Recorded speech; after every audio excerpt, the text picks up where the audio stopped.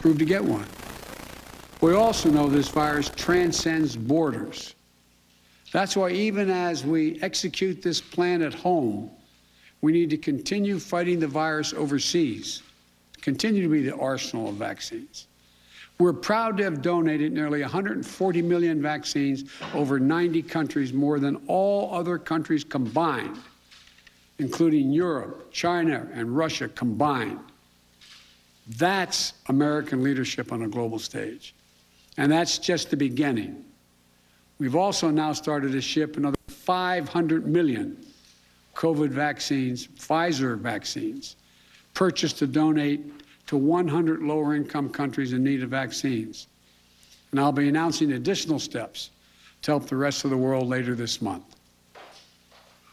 As weather team put it, with a new pandemic comes again, as it will. Next month, I'm also going to release a plan in greater detail. So let me close with this. We've made so much progress during the past 7 months of this pandemic. The recent increases in vaccinations in August already are having an impact in some states where case counts are dropping in recent days.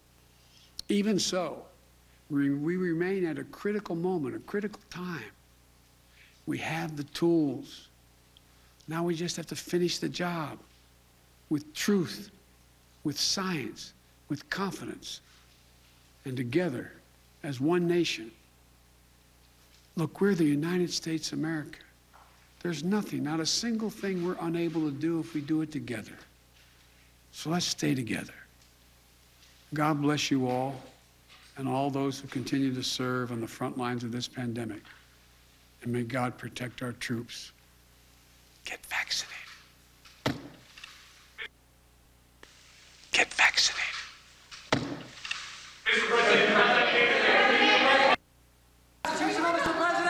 President Biden there with a big address with big policy proposals. He summed it up himself there with his very last whispered words, get vaccinated. These were the most specific remarks on how to combat the Delta variant and acknowledging this point in vaccine hesitancy and disinformation. Watching along with us, Washington. So there's unity, I guess, at the end. So much to talk about.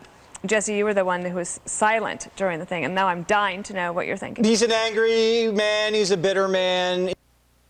You have the skill set. You have the. I have 24 nays and 8. Nora, they will work because there will be real consequences for people who don't get vaccinated. Federal workers who don't get vaccinated, they could be fired, and companies with 100 employees or more could face fines of $14,000 per violation if they don't ensure that their workers are vaccinated. The challenge here is, does the Department of Labor have the resources to check to make sure that all of these businesses are complying with the new rules? You're talking about businesses that collectively employ about 80 million people in this country, Nora, and as you can imagine, it would take quite a regimen of employees just at the Department of Labor to make sure that those companies are doing what the federal government now says it wants them to do. The president pointing out that many large businesses already require vaccines in the workplace. I have heard from other big CEOs of big companies saying they've been looking for the cover of the federal government to mandate these vaccines so that they can do the same thing. Let's bring in CBS News chief medical correspondent, Dr. John. But as central and western South Dakota. Yeah, most of the state getting back to the 90s. Not quite there in Sioux Falls. Still warmer, though, than today. And then the warmer air begins to sink further to the south and right along Interstate 80, mid to upper 90s. Tyler and I both went to Iowa State, so you've got the big Iowa State-Iowa game this weekend. And Ames, man, it's going to be hot down there for that game. So fans and players going to be sweltering in that, the heat and probably some humidity, too. It's going to be a busy day. Got game day in the morning, 3:30 kickoff. Yeah. That's a long day. Yeah, exactly. There we go. We got the 10-day forecast now. A lot of sunshine and rain chances minimal at best. We've been told to wrap up, so I guess we can't talk about football anymore, huh? Yeah, I guess I'll say that for a sports segment, I suppose. Okay. Well, we'll send it to a break. Stay with us. Dakota News Now will be right back after the break. Dakota News. The entire team for World News Tonight. We're going to return to local programming, and of course, for many of you, That's your local news. I'll see you right after for World News Tonight. Good day. This has been a special report from ABC News. A little under 11 years. Ever had any incidents with your Excitement never ends at Dakota Sioux Casino and Hotel. Come in Saturday, September 25th. Reset speech. This is a refocus the attention of the American people on some concrete steps the administration is taking in a clear recognition, as the president said at the top of his remarks, that we are in this very tough stretch right now. So he wanted to speak openly about that with the American people, but also because he needs to continue, even with a resistant population to him as a messenger, maybe, he needs to continue to point the path forward, even as Sanjay said, that it may not be benefits realized until, months down the road here. And Nia Malika, let's talk about one of the provisions. I think it's going to be, without question, challenged in court. This idea that he's going to instruct the Department of Labor to have OSHA order any business with 100 or more employees either require all employees to get vaccinated or to get tested every week. He has lots of pull when it comes to what requirements he wants to make of federal employees, but these are private employees. This is going to be very controversial. I think that's right. And listen, this is why they have stayed away from vaccine mandates until now. And you heard, as the president was walking off, you heard someone shout the question, is this constitutional? And I think that'll be a big question. Listen, there are private employers who have already done this. I think the polling shows something like 2 out of 10 workers are working for bosses who are mandating the vaccine. And you've seen some success in big organizations. The NFL, for instance, is mandating this and sort of tying it to people's salaries and people's livelihoods. And they have a 93% vaccination rate. I imagine if you're Joe Biden, you were thinking that if you tie this to people's livelihoods and to people's salaries, they're much more likely to get it. But the problem all along with, the vaccine rollout and the vaccine, availability has been, it's largely been up to people's personal choices, whether or not they wanted to get them. And still, even with what he's trying to do with private businesses, okay, maybe you have an employer who says you have to get a vaccine or you have to get tested. Maybe that person says, oh, well, I don't really want to work here anymore. And some of the early polling on this suggests that people would just leave their jobs. So, he is. Afghans with valid travel documents leave, but a days-long standoff over charter planes at a different airport cast some doubts on those assurances. Former President Donald Trump has endorsed Congresswoman Liz Cheney's primary challenger. Trump issuing a statement today endorsing Wyoming attorney Harriet Hageman. Cheney faces a competitive re-election campaign next year with several primary competitors in her own party, including Hageman and 2 state lawmakers. She responded to Trump on Twitter with the words, "Bring it," before issuing a lengthier statement. Cheney voted to impeach Trump earlier this year following the January 6th insurrection. A CDC forecast predicting COVID-19 hospitalizations will remain stable or uncertain over the next 4 weeks. This is a 3rd week in a row for that forecast. The agency projecting U.S. deaths from the virus will reach up to 710,000 by October 2nd. Right now, the death toll is more than 650,000. That's according to Johns Hopkins University. Well, a whole lot of the weather stuff literally outside of anywhere but here, whether it's fires out west, tropical storms. You said even, somewhere in Greenland is going to get a little bit of the hurricane from Larry, is that right? Yeah, it's going to be snow. That's wild. And like you said, everything's kind of happening all around us, which, is okay. Obviously, we don't need some of the really, severe weather, but we are getting a nice break from the really active weather that we have had for the past couple of weeks. And even the fires, it made a ginning up anger in our society. It's all this Marxism thing that's following through as individual parents for their own children, but as well banding together with other parents to insist that no adult human being can enter a school that is not able to prove that they've been vaccinated. I don't think testing is a substitute for that either. So teachers, cafeteria workers, bus drivers, administrators, Everybody needs to get vaccinated. And I think the message from the president was clear. You need to do this. He's basically pulled out every single tool available to the federal government to move this process along and get, hopefully, this COVID nightmare over with sooner rather than later, Nicole. Dr. Bedelia, I want your reaction to the speech, to the policies in it, but also to his giving voice to the exasperation and anxiety of vaccinated Americans who feel like they've done everything they've been asked to do. They put their mask on, they took their mask off, they got vaccinated, they put their mask back on now indoors, they're testing, they're doing everything right. He really spoke to patients wearing thin. Yeah, Nicole, you know, he said at the beginning of the talk, this is a pandemic of the unvaccinated. But what he said, in not so many words also, is that, listen, we're still in a pandemic because so many of us are unvaccinated.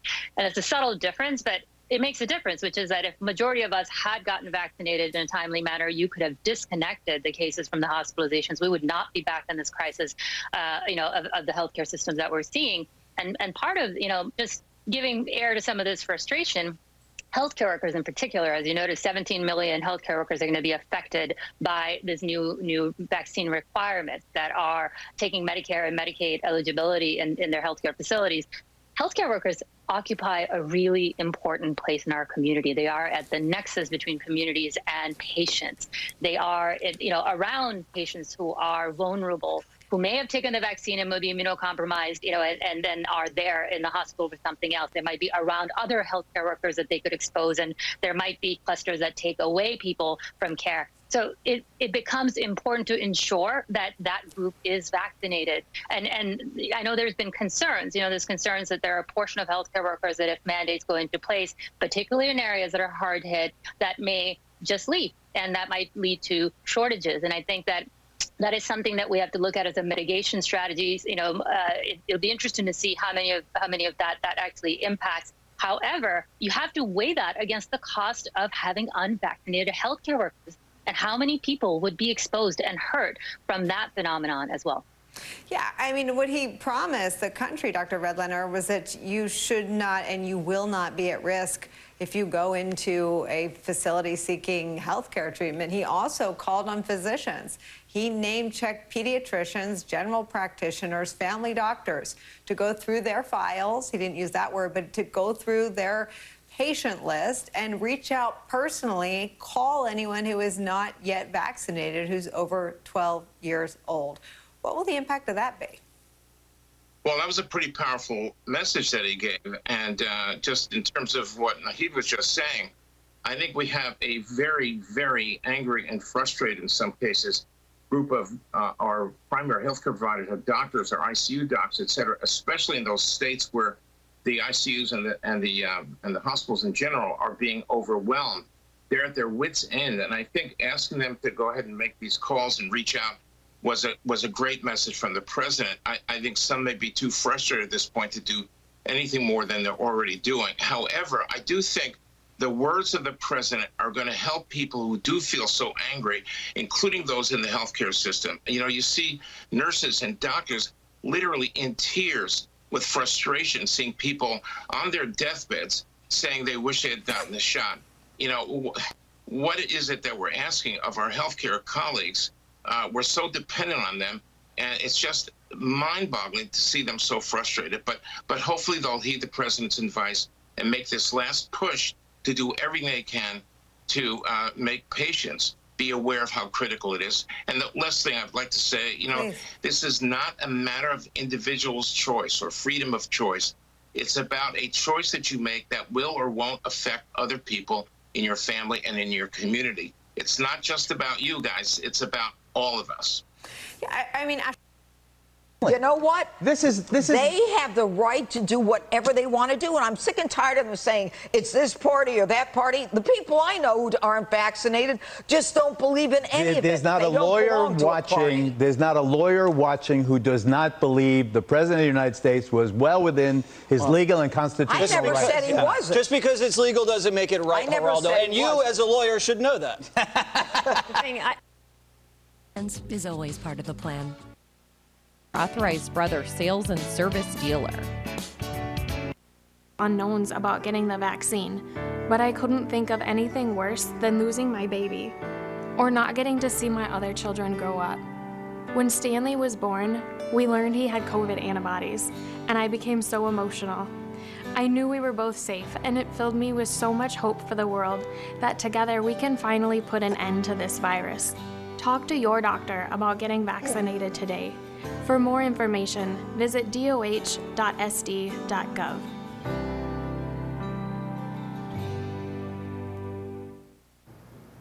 When someone says,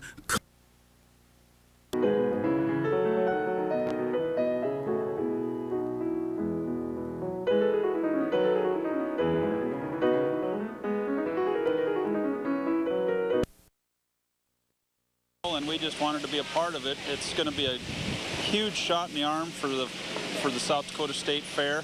The Ag Department and Farm Bureau also celebrated South Dakota Century Farms, where we recognize farms and ranchers that have been in the same family for 100 years or 125 or 150. And the fair showcased FFA and 4-H youth. I'm the vice president of my club, and we get to learn we have many opportunities through 4-H to learn and grow. This Heartland Consumer Report is sponsored by South Dakota soybean farmers and their soybean checkoff. For over 25 years, Window World's provided quality products for homeowners around the country, including windows and doors. Every window we sell is custom made for optimal energy efficiency and superior durability. Plus, a vinyl finish means they'll never need painting. Just like our windows, entry doors from Window World are made to last, featuring a durable fiberglass construction that provides up to 4 times the insulation value of wood. When it comes time for new windows or doors, trust America's exterior remodeler. Trust Window World. the Fritos Outlaw Pizza from Papa Murphy's, brisket, mozzarella, barbecue sauce, and Fritos. The Outlaws are here for a limited time. Take and bake deliciousness only from Papa Murphy's. This is Mary Ann's first time visiting Paris. Où allez-vous? Before Mary Ann packed her bags, before she attempted her first sentence in French, she downloaded Babbel. So when it came time to tell the cab driver to take her to the Hotel Pierre, J'aimerais aller à l'Hôtel Pierre. Oh, c'est très bien. Babbel focuses on natural conversation. You can speak and pronounce with confidence. Start speaking a new language in 3 weeks. Try it for free at Babbel.com. Here's a recap of our top stories tonight. South Dakota's House Majority Leader is calling for a special session to take a closer look at the investigation into Attorney General Jason Ravnsborg. If 2/3 of the legislature agrees, the session will begin November 9th. Lawmakers will decide whether to move forward with the impeachment articles. And the move comes 2 weeks after Ravnsborg pleaded no contest to misdemeanor charges for his driving on the night he hit and killed Joe Beaver. He was ordered to pay fines but did not face any jail time. Up to this point, Ravnsborg has refused to resign. Lake Norton didn't hesitate to hire Jimmy Murphy as police chief, even though he'd caused a lockdown at his daughter's school after bringing a gun onto campus. However, things didn't go well once Murphy was on the job. Murphy eventually lost his certification over complaints that he abused his power. Among those who Murphy targeted was this man. How Nicholas Weeks is suing not only Murphy, but the city of Lake Norton, its officials, and the DCI. Our investigation looks into what went wrong tonight in Ticket to Trouble at 10. All right, let's get one last look at the weather. Jay, it's going to be another nice evening out there. Yeah, it is, Don. We've seen temperatures in the 70s here in the eastern part of KELO today, and they'll stay in the 70s this evening. Overnight tonight, not as cool as we've seen in recent nights. Instead of the 40s, we'll actually see temperatures in the 50s, and then tomorrow afternoon with mostly sunny skies. A bit more of that wildfire smoke coming in from the west, so a little hazy, but warm. Sioux Falls, 8 degrees above average, a high of 86. Aberdeen at 88. Pierre at 93 degrees. Rapid City a smoky 95, and about the same temperature-wise on Saturday. Summer's not done yet. That's our time. Thanks for watching. Good evening.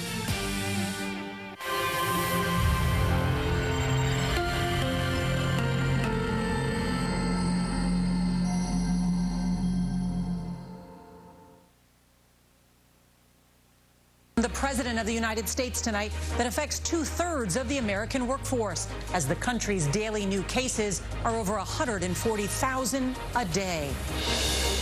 President Biden turning up the pressure on federal employees, contractors, and private companies to get the shot. What more is there to wait for? What more do you need to see? No shots, no school. The second largest school district in the country is set to mandate vaccinations for students 12 and older. Flight to freedom. Americans on the first flight out of Kabul since the U.S. exit. Plus new images of the Taliban crackdown. Musical instruments destroyed and journalists beaten. Abortion showdown. The Justice Department sues Texas over its strict new abortion law. Why the Attorney General says it's in open defiance of the Constitution. 9/11 heroes, the fighter pilots who were ready to pay the ultimate price to keep America safe. It was your call to ram the plane. We didn't have any other choice. Battle with breast cancer. Senator Amy Klobuchar opens up about her diagnosis and why the pandemic delayed detection. And the children of 9/11. How the daughter of one victim is helping young people overcome their grief. This is the CBS Evening News with Norah O'Donnell, reporting from the nation's capital. Good evening, and thank you for joining us. President Biden is taking off the gloves to get more Americans to roll up their sleeves. He's issuing an aggressive executive order mandating COVID vaccines for millions of federal employees and contractors. And President Biden is calling on the Labor Department to compel large and mid-sized private companies to get their workers vaccinated or face fines. Altogether, his new plan covers 2/3 of America's workers. He took special aim at the nearly 80 million eligible Americans who have refused shots, saying, quote, "Your refusal is costing all of us," as hospitals fill up with unvaccinated COVID patients. Now, as we come on the air, the pandemic is causing more havoc for the economy. Microsoft has indefinitely pushed back its return to the workplace for more than 100,000 employees. And several U.S. airlines say bookings have plunged, with would-be travelers now staying home. There's a lot to get to tonight. CBS's Weijia Jiang is going to lead us off from the White House. Good evening, Weijia. Good evening to you, Nora. Not only did President Biden call out those vaccine holdouts tonight, he has a clear message to the roughly 100 million Americans who will be impacted by the new requirements. Get vaccinated or pay the consequences. We're in the tough stretch, and it could last for a while. Tonight, President Biden acknowledged the COVID challenges crippling the country, warning things won't improve until the unvaccinated get their shots. Many of us are frustrated with the nearly 80 million Americans who are still not vaccinated, even though the vaccine is safe, effective, and free.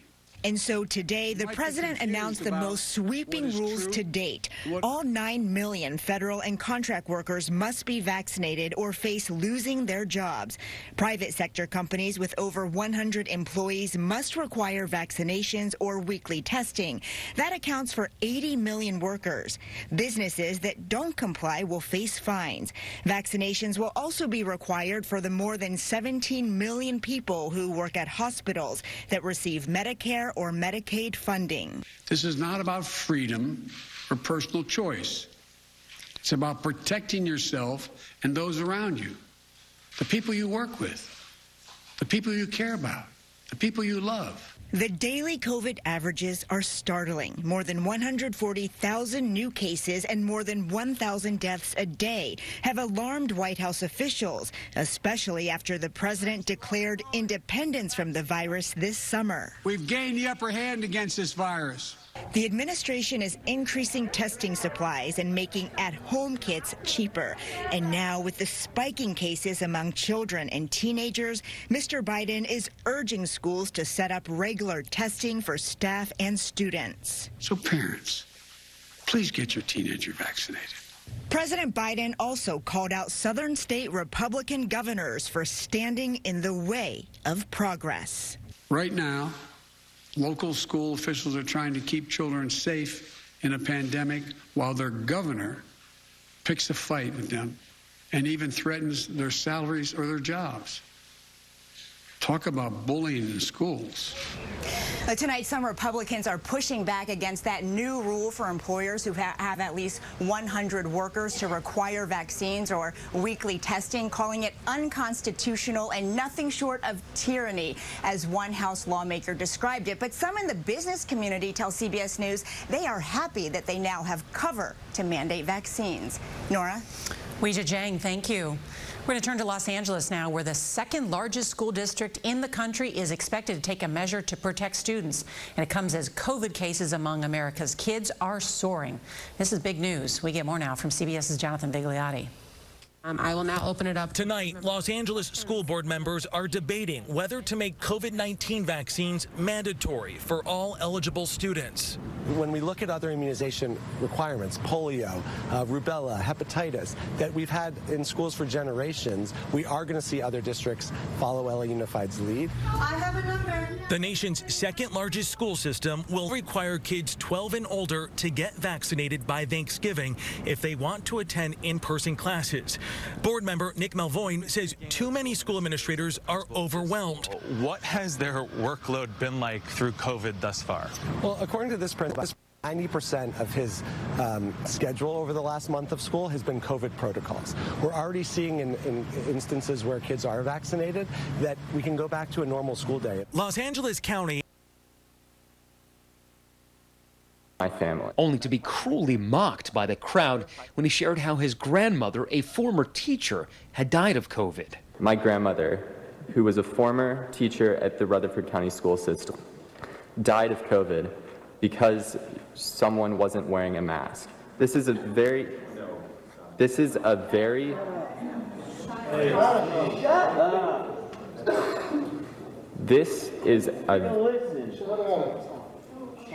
Hey guys, we're here to act professional.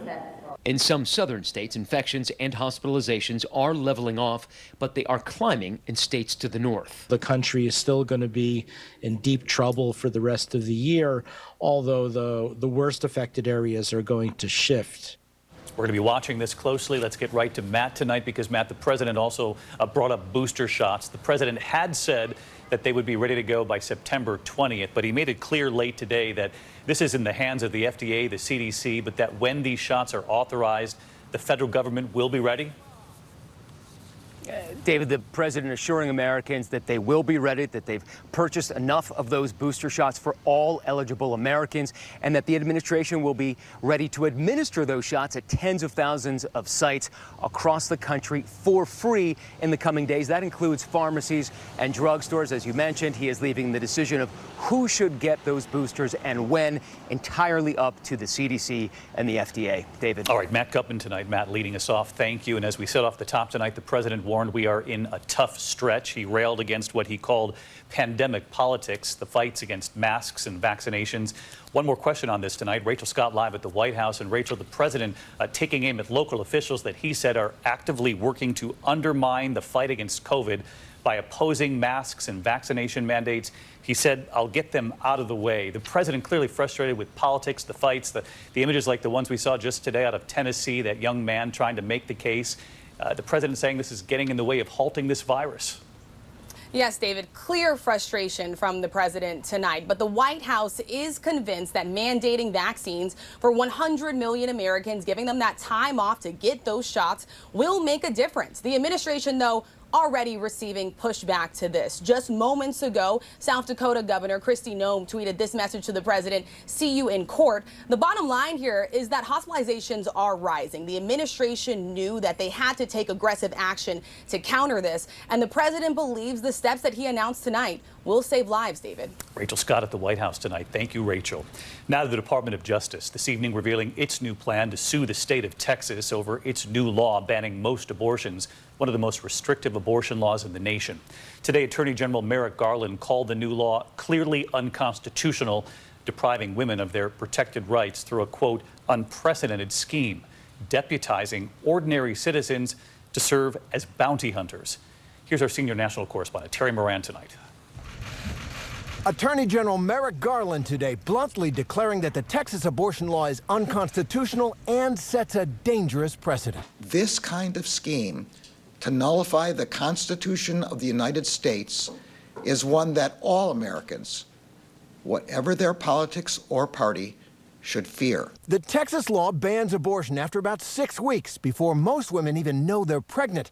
Today, the Attorney General zeroed in on that highly unusual way the ban is enforced. The law empowers private citizens to bring their own lawsuits against anyone who aids and abets a woman seeking an abortion.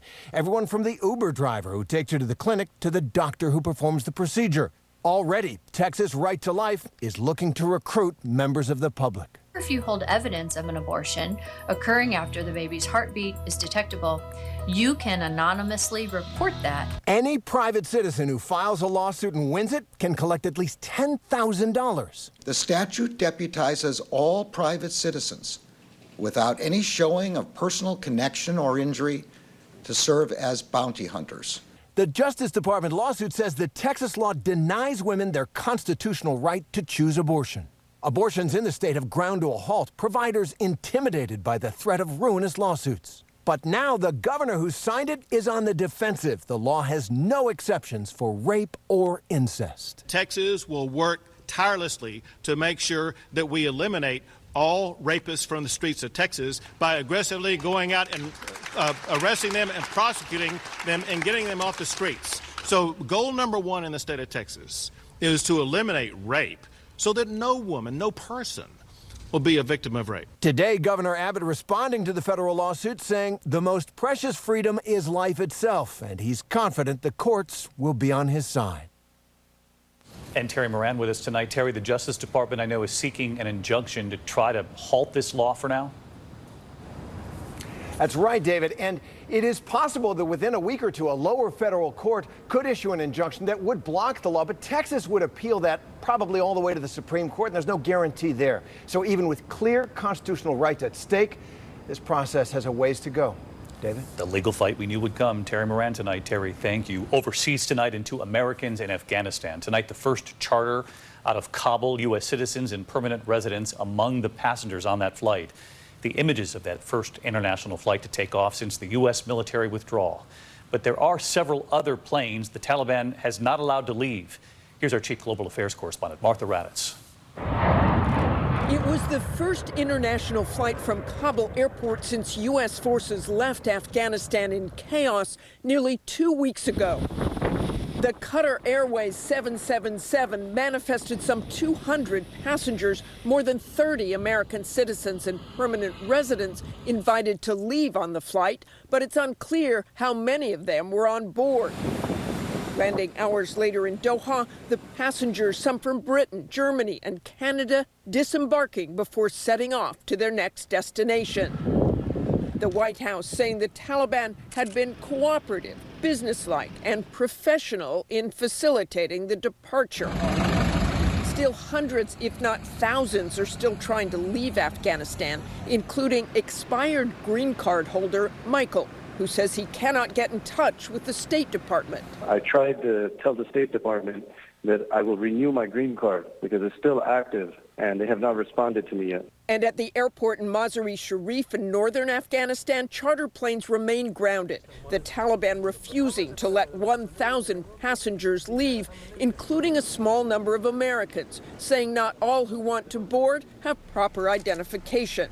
Even more alarming, these new images of badly beaten Afghan journalists from a Kabul newspaper who were covering the recent protests. The men say they were detained and tortured by the Taliban. As for getting more people out of Afghanistan, the State Department will now coordinate with groups like Task Force Pineapple, veterans groups that have managed to get countless people out of Afghanistan. The chairman of the Joint Chiefs of Staff reached out to those groups and asked for their continued help. David? And you've been reporting on those groups for weeks now. Martha Raddatz tonight. Martha, thank you. And from North Korea tonight, images of Kim Jong-un making news around the world, appearing much slimmer in government photos during a celebration of his nation's 73rd anniversary. Experts who had been studying what few images there have been of the leader now say his weight loss is likely an effort to improve his health rather than a sign that he might be sick, but they certainly don't know for sure. Back here at home tonight, into the investigation now underway after a horrific shooting in Charlotte, North Carolina. Authorities say this might have been over a high school dispute. Gunmen unloading at least 150 shots into a home, killing a sleeping 3-year-old boy. Police say it's part of a deadly string of shootings tied to, quote, simple disputes between students. Here's our senior national correspondent, Steve Osunsami. Police in Charlotte, North Carolina tonight want parents to take a good look at this surveillance video from Tuesday night. They say that these are teenagers from local high schools in a gunfight in a residential neighborhood, seen firing off nearly 150 bullets shortly before midnight. And while it doesn't appear that any of the teenagers were seriously hurt, a 3-year-old who was asleep inside one of these homes was killed. His name is SIOUX, seen in this photo posted by the mayor of Charlotte. And police say his 5-year-old sister was also asleep in the home and was grazed by a bullet, but survived. The police chief is telling the suspects tonight that he will find them. How can you wake up this morning knowing that your actions last night took the life of a 3-year-old who will never get the opportunity to grow up and play and have fun? It just makes no sense that you can have such disregard for human life and not hold yourselves accountable for that. Police say that at least 6 shootings since the beginning of this week have been tied to, quote, simple disputes between students at the high schools. 4 high schools have now been placed on what they're calling a modified lockdown. Police have increased their presence at the schools. Students have to remain inside their classrooms and are only allowed to move between classrooms when absolutely necessary. David? Just an awful situation. Steve, thank you. When we come back here, news tonight about one-time... And certainly this does feed the impression that the Taliban sees it in their interest to kind of play ball with these countries until their basic citizens are out. Query whether they're going to have that same attitude about the endangered Afghans who have been left behind. But surely these words, businesslike, professional, cooperative, are worth gold. Maybe there's not real money changing hands yet. But in the future, if the United States and others try to get tough on the Taliban, they can point to those statements and say, you used to think we were professional and businesslike. Yeah, Byron? Well, this weird thing about this episode is that the entire U.S. government, the Biden administration, seems kind of needy in all of this. I mean, we do need the help of the Taliban. So we're so happy that they've allowed a Qatari plane to leave now. Mm-hmm. And on the other question of who's coming out, the 2 big questions have always been about the airlift. Who did we leave behind? And who did we bring out? And the Biden administration has been incredibly secretive, not just with the public, but with members of Congress, too. All right, panel, stand by. We'll review that interview we had on set and talk about what the president said today with the panel after this. 6 million miles. Why hand tune an... A biopsy found stage 1A breast cancer, which was removed through surgery and radiation. Klobuchar tells our CBS Minneapolis station WCCO she, like so many women, put off screenings during the pandemic. Thousands of women have undetected breast cancer right now, and 1 in 3 Americans are not moving forward with just routine exams and physicals during the pandemic. And so doctors are seeing people that are so much sicker than they should be. Klobuchar tells us she got a clean bill of health last month from her doctors, and a reminder, get your preventative screenings done. And we have this update to our investigation into domestic violence in the armed forces. Our reporting found that the military is failing spouses, partners, and service members who report abuse. Well, Air Force Secretary Frank Kendall says he's extremely troubled by our findings. And as a result, he has directed the Air Force Inspector General to conduct a comprehensive review of those cases. He added there is absolutely no place for sexual assault, sexual harassment, or domestic violence in the Department of the Air Force. Our investigation having impact. Up next, she lost her father on 9/11, how she channeled her grief into helping others. People with moderate to colored suit, looking remarkably slimmer than he was a few months ago. He has clearly lost so much weight. He was looking svelte, trim. We're not used to that. And I think in some ways, we saw that as the biggest risk to the North Korean leadership was his health. So it's interesting how the regime has used his weight loss in its propaganda. Other footage shows the supreme leader and top aides at an outdoor table, appearing to enjoy some kind of bright green drinks with a twirly straw. The Western-style suit, the overall air of confidence, analysts say, could be an effort by Kim to channel his late grandfather, Kim Il-sung, the founder of North Korea, who remains a wildly popular figure there. His grandfather was somebody that the North Koreans genuinely have respect and affection for. And I do see that during times of hardship and trouble, he really works to evoke the memory of his grandfather. The parade featured the customary rows of soldiers in perfectly synchronized cadence, paratroopers descending in the night sky, aircraft firing flares, but with a notable feature missing. This time, no missiles on display, no references to North Korea's nuclear capability. Instead, there were fire trucks, dogs, horses, and a large formation of marchers in orange hazmat suits, what North Korean media described as the Emergency Disease Prevention Unit. The focus is to demonstrate Kim's unsurpassed handling of the pandemic, and hazmat suits and dogs and fire trucks and horses apparently are much better for manipulating the narrative of successful pandemic management than missiles. North Korea still claims it's had no cases of COVID-19 in the entire country, something analysts say is highly unlikely. And Kim still can't sidestep his nation's status as a rogue regime. The International Olympic Committee has just decided to ban North Korea from participating in next year's Winter Olympics in Beijing, at least under the country's official name, because of North Korea's decision not to send any athletes to this year's Summer Games in Tokyo. Missing the Olympics not once but twice in the space of a year is a terrible missed opportunity for North Korea. But I think because they've been in this emergency lockdown state with the pandemic, they will have to pay the price of being relegated to a non-player, a non-actor. And social distancing. We also have to remember there's a subset of our population that can't get vaccinated.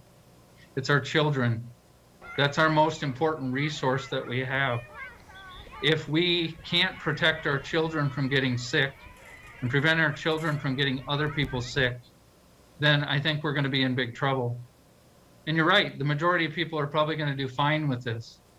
But all it takes is one death, one severe illness, one long COVID patient, and that just adds to the stress that we're dealing with here. So again, doing what's right for your friends, loving your neighbor, taking care of each other, no matter what your political beliefs are, I think is the right thing to do. For more information on the importance of the COVID-19 vaccine, go to avera.org. We'll be right back here on KDLT. Dakota News Now. 4 headache days a month, each lasting 4 hours or more. You're not. Ago. Here's CBS's SIOUX. When the World Trade Center was attacked, Port Authority engineer Franco Lalama was in his office on the 64th floor of the North Tower. He did not make it out. His daughter, Katie, was just 7 years old. I used to love going to work with him, and then that day he goes to work and just doesn't come home. And I often think about what were his last moments like. Was he scared? Was he hurting? Sorry. That November, Katie's mom took her and her sister to Comfort Zone, a camp for grieving children. It just felt good to really be in a place where I could be a kid and also get the support that I needed. Lynn Hughes founded the camp after losing her own parents at a young age. Just 3 years later, Katie arrived. Katie was just this big personality, smiling, bubbling with the contagious laugh. This was her place. This was her tribe, and she was all in. As seen in this news report, being with other kids helped Katie thrive. She eventually married and now has a daughter she calls Frankie after the father she lost. And she's back at camp, working full-time at the place she credits with giving her her life back. I do think that sometimes the stars align. It was just a little bit from something above. Do you feel like your life's kind of come full circle? It has. I grew up thinking that good things couldn't happen to me. But at some point, I finally realized, no, good things can happen to you no matter what. Never forget. SIOUX, CBS News, Raleigh, North Carolina. We'll be right back. This portion of the CBS There was just one abstention, a board member who has some shares, I believe, in Pfizer. But, you know, one board member said, listen, I'm old enough to remember polio. Kid in my 3rd grade class, Billy, lost his arm to polio. I want vaccines because vaccines stop that. Another board member said, listen, we want to keep kids in school. And another board member said, you know what? I come down on the side of medical science, not political science. Well, Nick Watt in Los Angeles for us. Very important news indeed. Thank you very much. Coming up, the countdown to the California recall election. We're going to go to one county where the governor is facing an uphill battle to keep his job.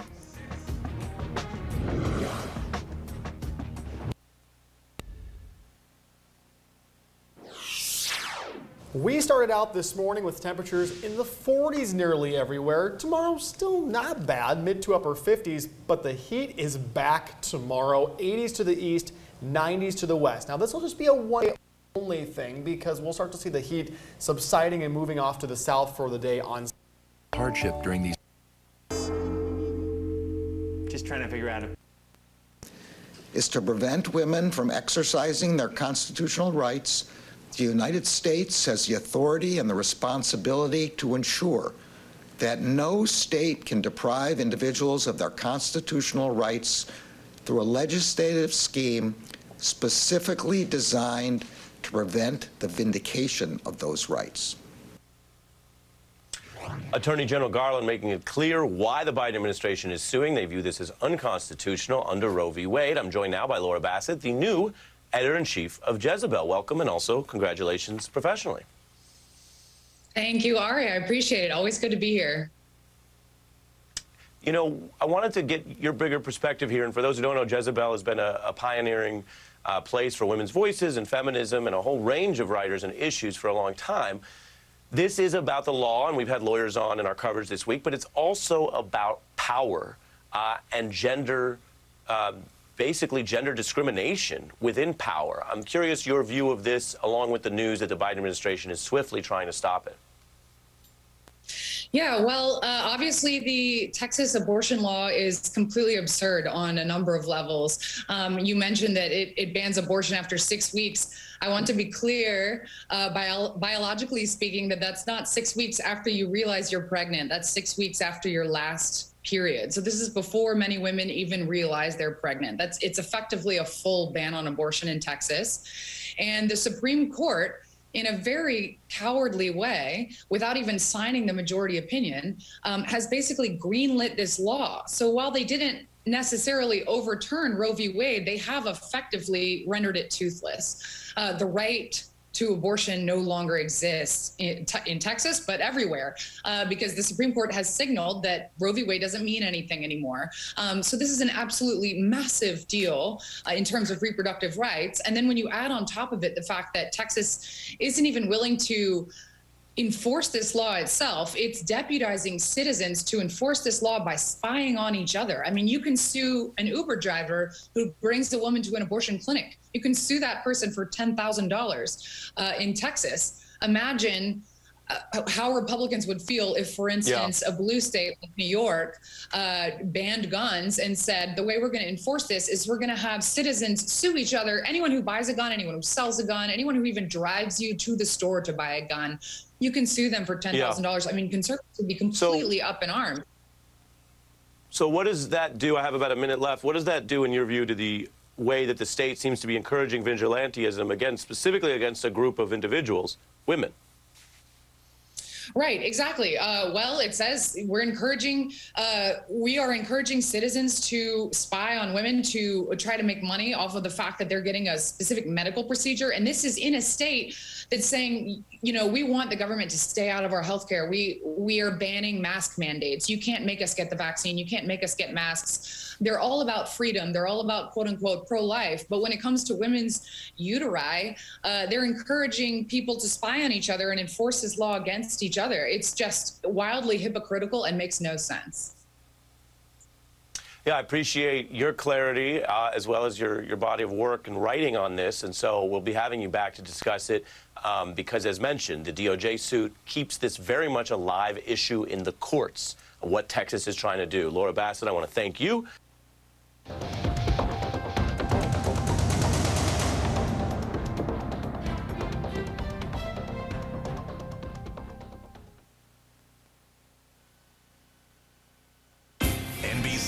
sports, home of the Olympic Games, Notre Dame football, the Ryder Cup, the NASCAR playoffs, Sunday Night Football, and Super Bowl 56, only on NBC.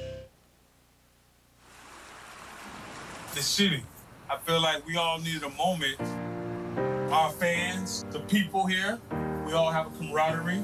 So for us to go history, I thought it was bound to happen. And much more is going to happen. Man, how did we get here? Tampa Bay, sports capital of the world. It's crazy. We're the city of champions. Yeah, home Super Bowl champions. Nobody's ever done that before. And Stanley Cup champions. The Rays almost did it. We was right there at the World Series. And there the cannons go. Fire them. Keep on firing them. We Super Bowl champions now, man. And Tom Brady just does his thing. How about that? 7th ring. That's hard to believe. So many years we didn't have a leader for our team. Tom Brady, that man right there, he's the GOAT. Hoist that Lombardi.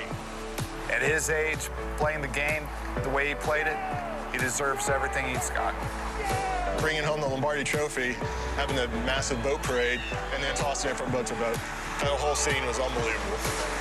Celebrate, Buccaneer fans. In this town, being a Pirate is something special to everybody. Let's go, Bucks, and make the Cowboys walk the plank.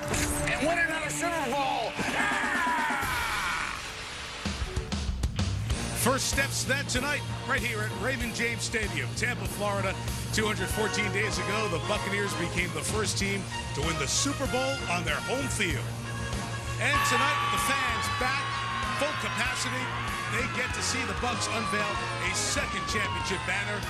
And then Tom Brady begins his quest for title number 8 at 44 years of age, entering NFL season 22.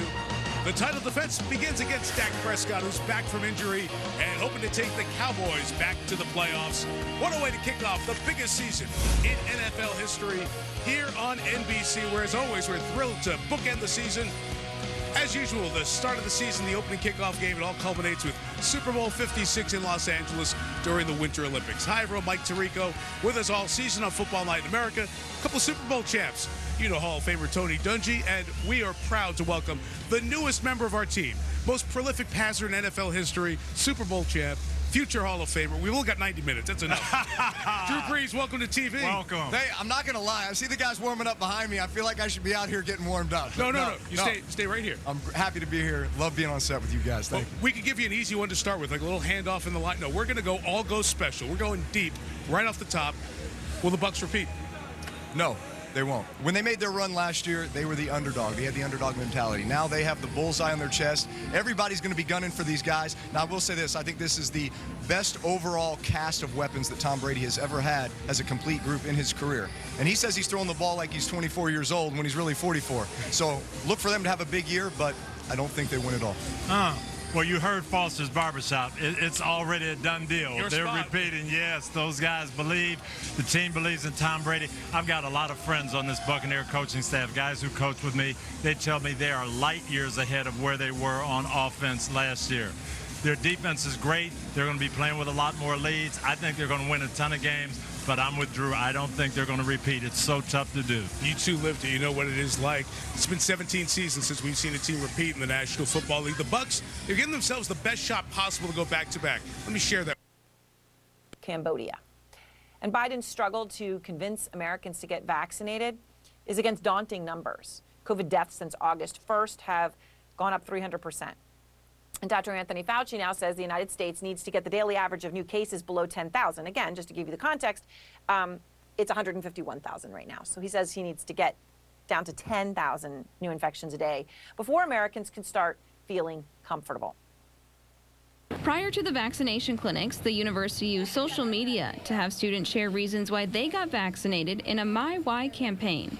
These students all took part. Be able to motivate some people that haven't been vaccinated yet, let them hear what's helped other students get to that point and make the decision. I was traveling with sports and going back and forth to home, and I have some elderly relatives, and they said that they would feel a lot more comfortable if I was vaccinated since I was in college around people. And so when they offered it on campus, I jumped to it. Being student body president, I feel like I'm here to serve students, and that getting vaccinated is, I mean, right now in the day and age, the best way that I can serve students. While everyone has their own reason, doctors say vaccination is the best way to stop the virus from spreading and protect everyone on campus. In Sioux Falls, Sarah McDonald, KELO News. USF has a coronavirus dashboard on its website where it tracks people in quarantine and current COVID-19 cases. The university does not require students or employees to be vaccinated. A poll from South Dakota State University shows just how divided people are when it comes to vaccine passports. New York City, New Orleans, and San Francisco now require you to show proof of vaccination to enter many businesses. Governor Kristi Noem signed an executive order several months ago now banning vaccine passports in South Dakota. Now, one part of this survey looked at the difference in opinion between younger and older South Dakotans. Those 65 years and older approve of the measure overall. 46% are very supportive. However, younger South Dakotans appear to be on the opposite side. 50% are strongly opposed to vaccine passports. A possible reason for these differences is older South Dakotans are at a much higher risk of complications from COVID-19 compared to that younger population. Now, the poll also looked at the difference in opinion between Democrats and Republicans. 57% of South Dakota Democrats are very supportive, and 26% are somewhat supportive. Now, for Republicans, 65% are strongly opposed to vaccine passports, and 10% are somewhat opposed. The South Dakota COVID-19 Family Impact Survey was conducted from July 31st to August 14th by this SDSU poll. 573 registered voters in South Dakota answered these questions. The margin of error in this is 4%. Okay, let's get a check of our weather. Nice evening. In fact, it'll be so much better. Year the trophies have been handed out in Sioux Falls. Well, still ahead, South Dakota is the place to be, and many entrepreneurs are looking to take advantage of the state's robust economy. A group of mentors want to make sure those new businesses put their best foot forward. We warmed up a little bit today. We'll warm up even more tomorrow and also increase that humidity. Your forecast coming up around 6:15. Phil, thank you. Hearing the words "you have cancer," it can be a dark moment for anyone, but you can be the light that helps to cure cancer. Join us for the Leukemia and Lymphoma Society's Light the Night event. It's coming up Thursday, September 16th at Falls Park, 1 week from tonight. Register online now, lightthenight.org, and we'll be right back. Dakota News Now is sponsored by Dakota Sioux Casino and Hotel. Looking for some excitement in your life? At Dakota Sioux Casino and Hotel, find your luck and double down.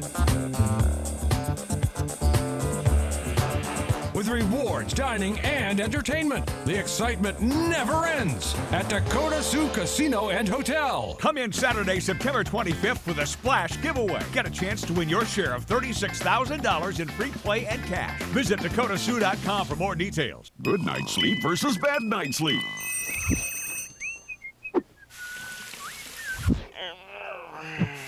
A good night's sleep is like...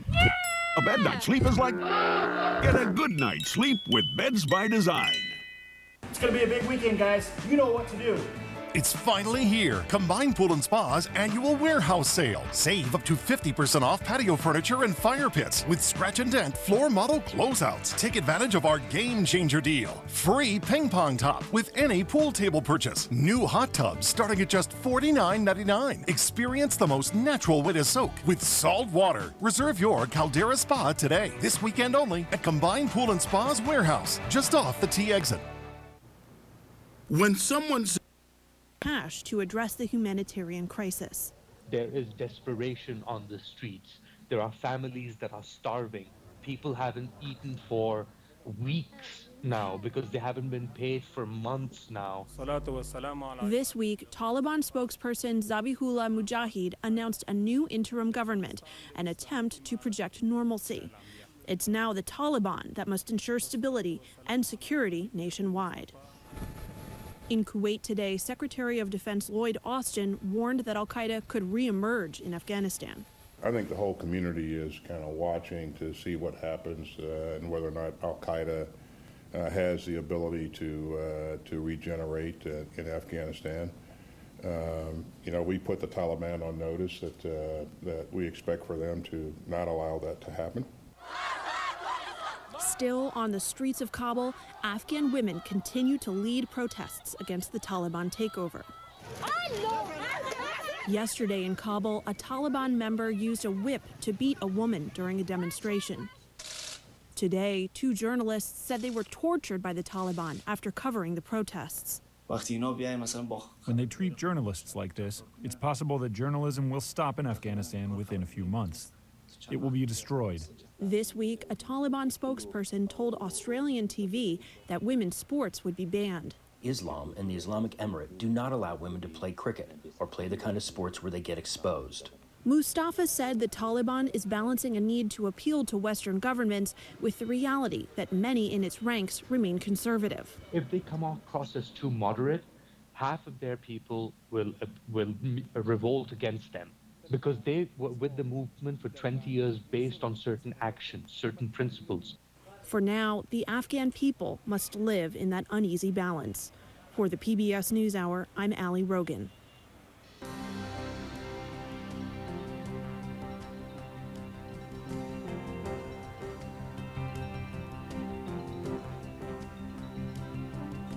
Power is now restored to most of New Orleans, but several 100,000 people in southeast Louisiana are still without. Consequently, the death toll has been rising. Local officials say 9 more people in New Orleans have died of excessive heat, bringing the overall death toll in Louisiana to 26.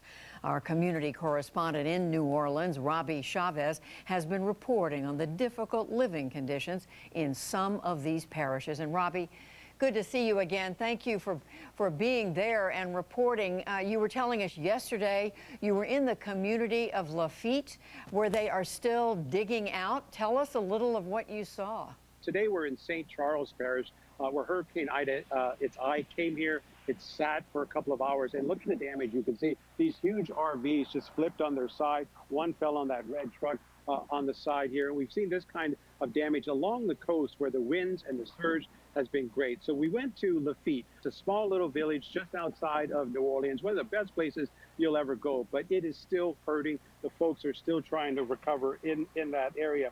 Some of the power has come back on. The water, not all of it has receded just yet. And so the National Guard has brought in these huge pumps to try to get some of that water off of the roads, out of people's yards, and back into the bayou where it came. And the weather has been a big issue. When it's not hot, it's just pouring down rain outside. We sat through a thunderstorm yesterday and just watched the water rise all over again. And as we drove through Lafitte, you can see the damage of the tidal surge. Many of the homes washed away, their roofs were blown off. There were these huge bulldozers that were scooping feet of just mud and muck off of the road to get it out of the way so emergency crews can get through. We also saw that with folks, people trying to do their best, mud in their homes, mud in their driveways, shoveling it out just like you would do from a snowstorm, but inches of this thick mud. I've been telling you a little bit about the cemeteries that were damaged in Hurricane Ida. A very grisly scene to see these damaged coffins laying in people's homes, in their front yards, under their carports, and the roadways in the area also just filled with debris. People are gutting their homes, everything that belongs to them, torn and ripped out of the house and put on the side of the road for garbage. For those folks, they're just trying to take it day by day. Just pick the pieces up and move on, you know. I mean, it's first time in 18 years that I've been here that we actually got it like this, you know. Obviously, you know, we just ripped we just gutted the house. Mold starting to take off in the house. So, I mean, I'm fortunate enough to, you know, be able to go, you know, finance me a trailer, an RV, and put it in front of the house. I mean, it's all we could do, you know. Judy, so tough for so many people. And I got to tell you, as we walked around, you couldn't get around without sinking in the mud up to your knees. And it's just one community after another. You were telling us today you've been in Lafourche Parish, which took a direct hit from Ida. Yeah, Hurricane Ida went right up the bayou in Bayou Lafourche, and we saw a lot of damage there. The word of the day today is power. trying to get as much power back on as possible. So far, only a trickle. Nearly half of the homes are either uninhabitable or have been deemed that no one can live in there anymore. Some apartment complexes have issued eviction notices. We also passed near the hospital where there's a triage unit out in front of the hospital. The ER is still open but operating in the parking lot under a tent. We went through one of the high schools that was damaged, so schools will be out for quite some time. But we did notice a lot of power crews trying to put power back on in the area. Nearly 2,000 people brought on. Housing clearly going to be an issue. So many people can't go back to their homes. Today, the parish was talking about bringing boats to the bayou there so folks can live on barges and in boats. It's just stunning how much work still has to be done in that part of the state. Robbie Chavez, again, thank you so much for your reporting. Thank you, Judy.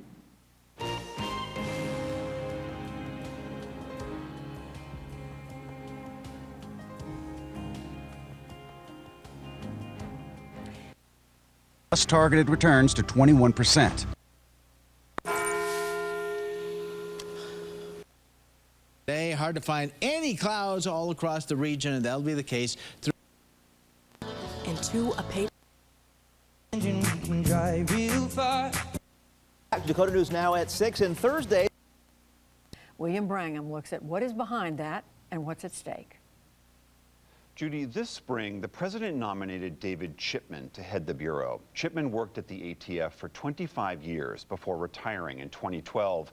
He then advised groups that advocate for gun control, like Everytown and the Giffords Law Center, which was started by Gabby Giffords, the congresswoman from Arizona who was shot in 2011. And when it came to confirming Chipman, those affiliations were a problem for all the Republicans in the Senate. Even some moderate Democrats expressed reservations. Now, President Biden must find a new nominee, and the Bureau remains leaderless. Alon Stevens has long covered this issue for the website The Trace, which focuses specifically on guns in America. He joins me from California. Alon, great to have you on the NewsHour. David Chipman, this is someone who spent a quarter century inside the ATF and then advised these gun safety groups. On paper, that seems like a natural nominee for a Democratic president, and yet he's out. Can you explain the specific resistance to him? So part of this is just because it's a very controversial position. In 2006, the National Rifle Association had successfully lobbied to move the ATF director from a presidential appointment into one that required congressional confirmation. And since then, they've been in a near perpetual cycle of acting directors with only one confirmed director in the last 15 years in the form of B. Todd Jones under the Obama administration. And because of this, right, the GOP and its allies have been able to really kind of hamper any sort of director from getting confirmed time and time again. So it's already a controversial position. And so when you look at this, and anyone who's covered the ATF for some time, that is kind of par for the course to see this level of resistance. What was particularly interesting with Biden's pick, however, was that because the position is so controversial, historically, there's a tendency to kind of pick safer candidates. And in this case, Biden felt that he was very confident to try to push forward one that has some strong and vocal gun control support. And for many Democrats and independent Congress members who are in gun-friendly states, that was just a bridge too far. So the ATF is, as you're saying, it's not unusual that it's been leaderless for a long time, but can you explain, practically speaking, from a policy perspective, what does it mean that the ATF doesn't have a leader? Right. So when you talk to the agents on the ground, you know, the issue that they kind of talk about is how they're an agency that's held hostage. And that's very unique for a federal law enforcement agency that, you know, because they're up for so much congressional public scrutiny that is almost exacerbated due to the political polarization surrounding guns, that they are unable to advocate successfully for resources without a confirmed director. When you look at other federal law enforcement entities like the FBI, they are able to articulate long-term plans, right? We're going to tackle terrorism. You look at DA, we're going to tackle the cartels. For the ATF, they're not able to really do that. They're not able to articulate these kind of overarching public safety issues and how they're going to address them. Instead, they're very much in kind of a reactive cycle, and that really hurts them. That keeps them down on their number of agents, inspectors, and it's very hard for them to get a lot of the resources and assets to even compete with their federal law enforcement counterparts. I know that you and your colleagues at the Trace did some investigation into the ATF's inspection of gun stores around the country. What did you find in that investigation? We found a microcosm of exactly what we were just talking about here, that due to the political polarization and the lack of resources because they've been leaderless and pretty much without an advocate, that they were essentially afraid. They were afraid to come down on bad gun stores that they knew had failed inspections. They're very lethargic with that.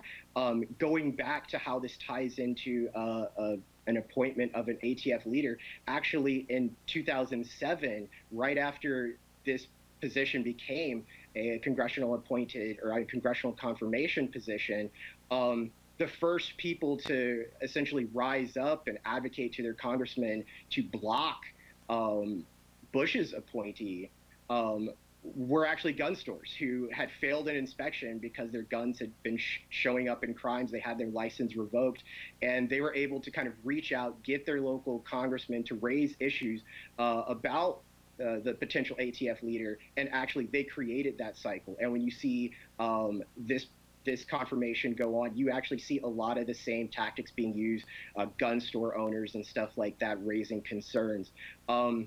You know, and that is kind of just something that has historically gone on for like I said, almost 15 years. I mean, just one. Spring, when the ground is thawing and snow is melting and we're getting those spring rains, we see a lot of activity then. And then the rainfall we're getting now, when we get an intense amount, you know, Mother Nature sort of set up a balance in the past with a little bit of water coming down, percolating slowly through, but now the situation's exacerbated by intense rainfall and runoff events. So it can happen anytime, but it definitely has an uptick in these storms. That takes care of the needs of all those seeking challenge. Involved in comedy. Comedy is where you push that edge.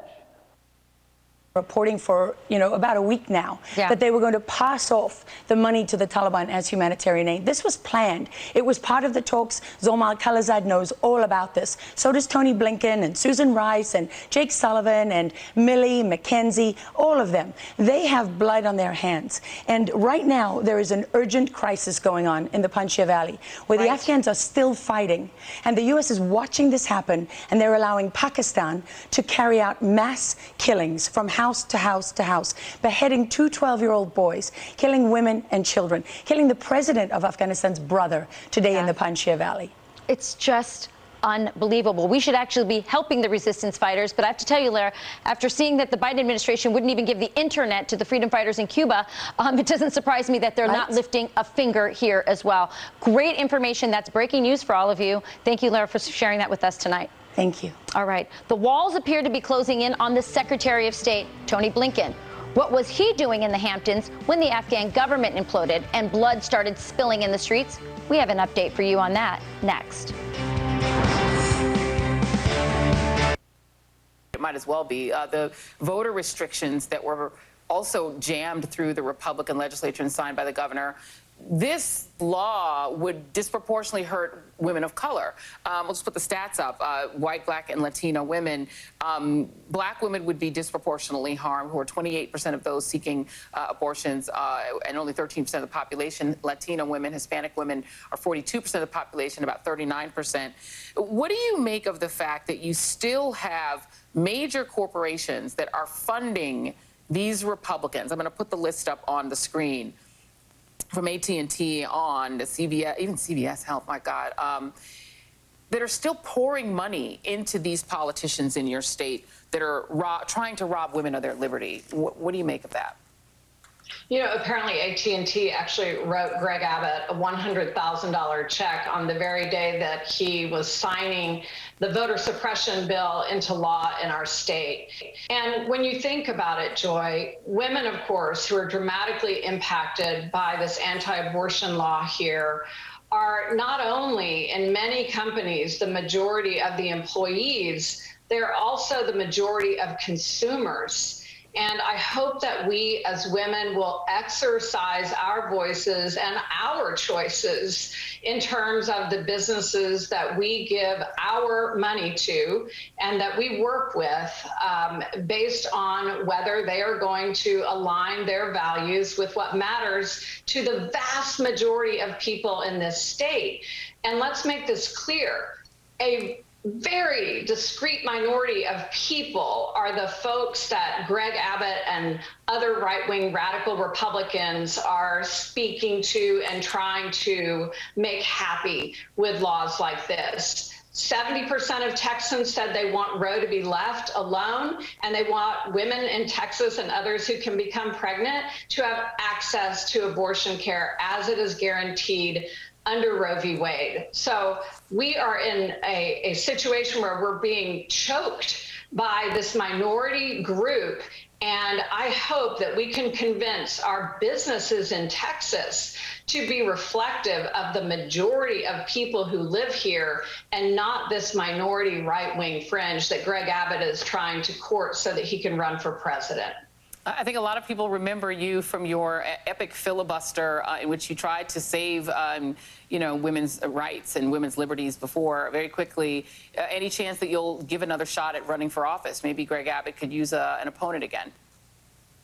I'm very happy to be doing what I'm doing right now, Joy, leading a nonprofit organization that I founded, Deeds Not Words. We're training the next generation of young women to be able to move into these positions of power and make the changes that our state so desperately needs. And one of the great things that they're working on right now is raising a legal defense fund for all of the clinic workers, doctors who are subject to personal and extreme financial liability as a consequence of this anti-abortion law.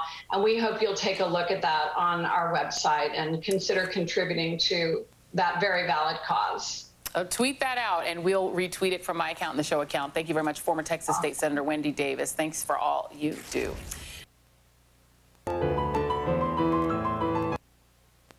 Requested by the Select Committee investigating the January 6th Capitol insurrection. This as the defenders of the insurrectionists plan yet another rally in Washington. What could possibly go wrong?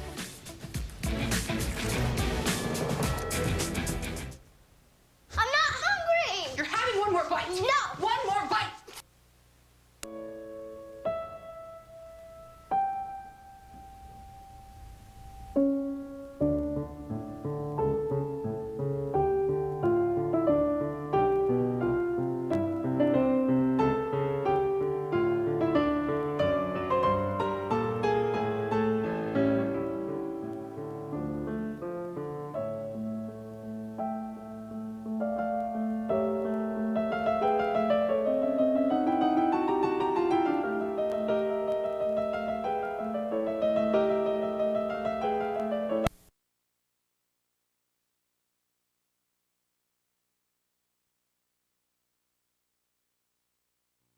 And for a great price.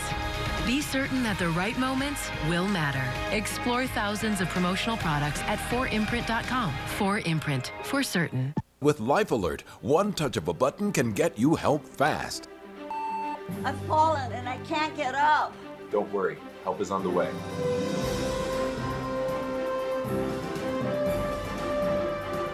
With any of Life Alert's 3 emergency systems, help can be summoned immediately, and batteries never need charging. I was having a stroke, and I was scared to death. If it weren't for Life Alert, I wouldn't be sitting here today. Life Alert is a lifesaver. My husband is alive because of Life Alert. Life Alert is the lifesaver to keep me out of assisted living. Life Alert saves a life every 11 minutes. For a free Life Alert brochure, call 1-800-344-6363. That's 1-800-344-6363. Call now. 1-800-344-6363. Now that it's over, I don't feel as bad as I thought I was going to. In fact, I feel pretty good. I really do. And I owe it all to you. Thanks. What's the matter? You got ice water in your veins?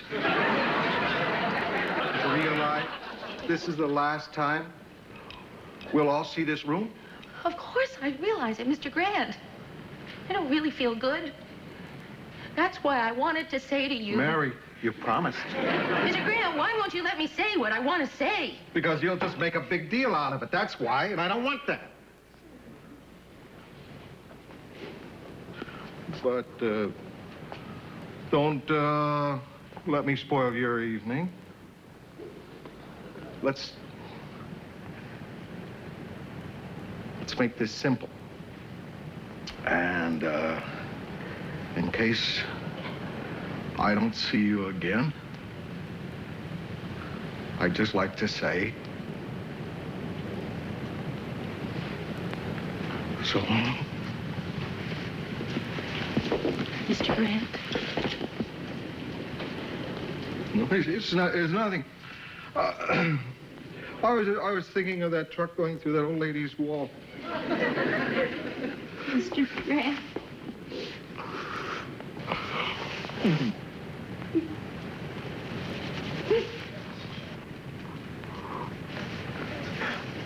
I treasure you people. Lou?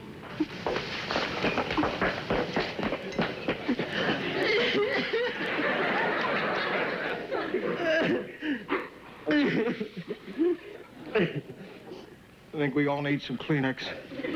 There's some on Mary's desk.